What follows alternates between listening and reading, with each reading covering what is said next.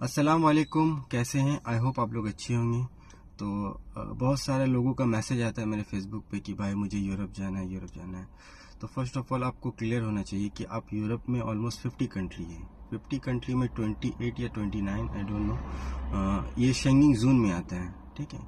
और आपका आयरलैंड जो है, आयरलैंड शेंगेन जोन में नहीं आता, बट यूरोप यूनियन में है वो, ठीक है। और जैसे कि आप अगर एशिया में कोई कंट्री ट्रैवल करते हैं तो आप उस कंट्री का नाम मेंशन करते हैं, या ट्रैवल या वर्क वीज़ा में कहीं भी जाते हैं। जैसे थाईलैंड जाएंगे तो आप बोलेंगे मैं थाईलैंड जा रहा हूँ, ये थोड़ी बोलेंगे कि अब मैं एशिया जा रहा हूँ। तो यूरोप में भी आपको कंट्री, क्योंकि यूरोप का हर कंट्री का अलग लैंग्वेज है, हर कंट्री में अलग सैलरी है, हर कंट्री में करेंसी भी अलग है। अब जैसे यूरो करेंसी जो आपका है हर कंट्री पे नहीं है। पोलैंड पे आपका यूरो नहीं चलता है, डेनमार्क में शायद आई थिंक यूरो नहीं चलता है, स्वीडन में नहीं चलता है। और यूरो जो चलता है आपका जर्मन में चलता है, आयरलैंड में चलता है, लग्जमबर्ग में, फ्रांस में, ये सब कंट्री में यूरो करेंसी चलती है। तो अब बात करते हैं सैलरी के मुकाबले में, मतलब सैलरी के हिसाब से सबसे अच्छा सैलरी कौन पे करता है। फर्स्ट में आपका लग्जमबर्ग के जो सबसे ज़्यादा सैलरी पे करते हैं। सेकंड में आपका आयरलैंड है। आयरलैंड आपका जर्मन से ज़्यादा सैलरी पे करता है। जर्मन का मिनिमम वेजेस जो है आपका 12 यूरो पर आवर है, और आयरलैंड का 12.70। तो आयरलैंड का सैलरी अच्छा है।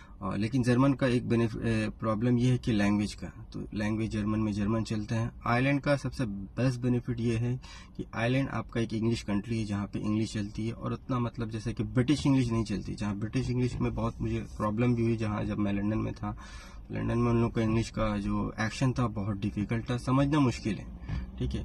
और आइलैंड वालों की इंग्लिश बहुत अच्छी होती है, फ्लुएंट होता है, और ये सब चीज़ें। और फिर उसके बाद आपका स्विट्ज़रलैंड है, आपका नीदरलैंड है, ये सब जो बहुत मतलब 4-5 कंट्री है, इन पर सैलरी बहुत अच्छा है। जहाँ पे इंसान अपना मेहनत करेगा, तो अगर सही से मेहनत करेगा तो अच्छी खासी अर्न कर सकते हैं, ये चीज़ें।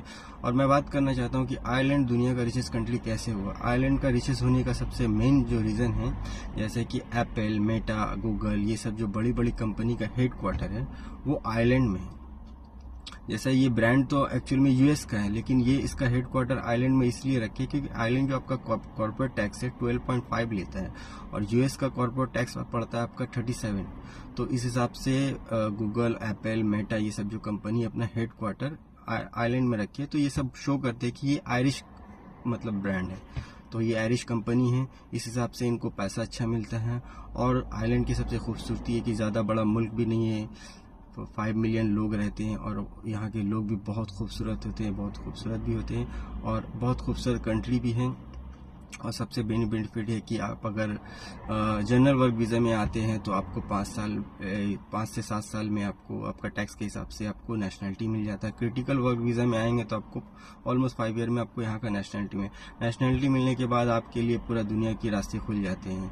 कहीं भी आप ट्रैवल कीजिए, यूएस, कनाडा और ऐसी कोई भी कंट्री, तो आपको वीज़ा नहीं लगेगा। तो आप सीधा अपना टिकट कटाइए और कंट्री ट्रैवल कीजिए। अगर वीडियो अच्छी लगी तो लाइक और शेयर कीजिए। जज़ाकल्लाह खैर।